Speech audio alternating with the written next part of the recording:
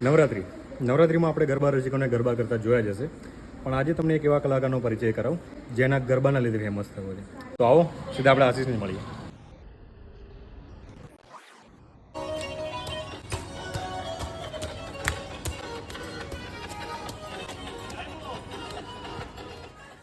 તો હવે આપણે એવા કલાકારને મળીએ જે ઉંમરમાં નાનો છે પણ રમવામાં ખૂબ મોટો છે. તો આશીષ, તમે કેટલા વર્ષથી ગરબા રમો છો? 2 વર્ષથી. ઓકે, અને કેટલામાં ધોરણમાં ભણો છો? બીજા ધોરણમાં ભણો છો.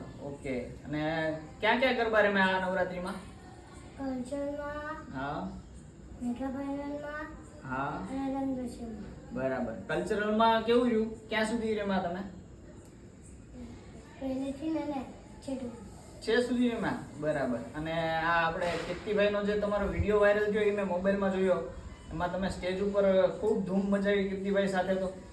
તો શું કીર્તિભાઈ સાથે કેવી રહી? મજા આવી તમને? બહુ મજા આવી. બહુ મજા આવી. ત્યાં તમને બીક ન લાગી? આમ પબ્લિક વચ્ચે ગયા તો ના, ન મજા? તમને કીર્તિભાઈ પછી કઈ કીધું? શું કીધું? મિની સાહેબ. મિની સાહેબો? વાહ. પછી શું કર્યું ત્યાં? રમતો તો ગરબા.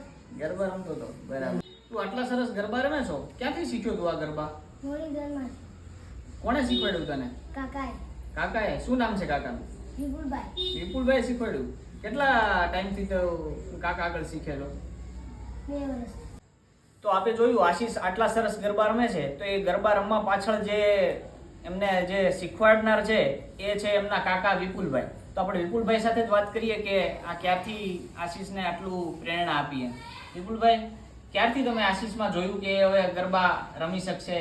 પહેલા તો હું છેલ્લા 3 વર્ષથી હું જ ગરબા ક્લાસ કરું છું. અચ્છા. મને તો વધારે શોખ છે.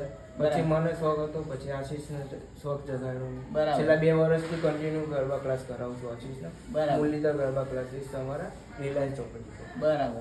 હું છું એક નીલાભાઈ પરમાર કરીને છે. બરાબર. તમને નાનપણમાં એવું થયું હશે ને કે આશીષને હવે આમાં રમાડવો જોઈએ એમ આપણે? હા, પહેલાથી જ મને શોખ હતો.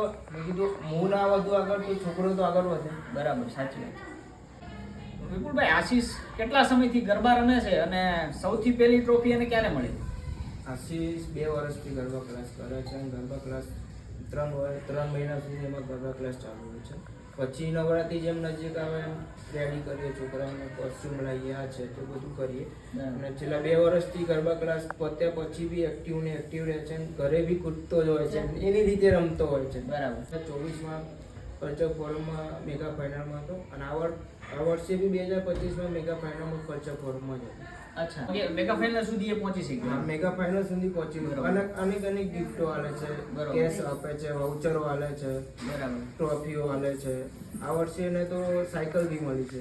બરાબર. એટલે દરેક મા બાપને એ જ છે કે ભાઈ તમે તમારા બાળકને આગળ વધવા દો, એને છૂટો દોર આપી દો તો એ એની રીતે એનો રસ્તો કરી જ શકે. જેમ વિપુલભાઈએ આશીષમાં જોયું કે ગરબા રમી શકે છે, એમ ઘણા બધા બાળકોમાં અલગ અલગ ટેલેન્ટ હોય જ છે કે કોઈ બધા ભણવામાં હોશિયાર હોવું જરૂરી નથી, સાથે સાથે આવી બધી એક્ટિવિટી કરે તો ખૂબ આગળ વધી શકે અને આપણા દેશનું નામ રોશન કરી શકે.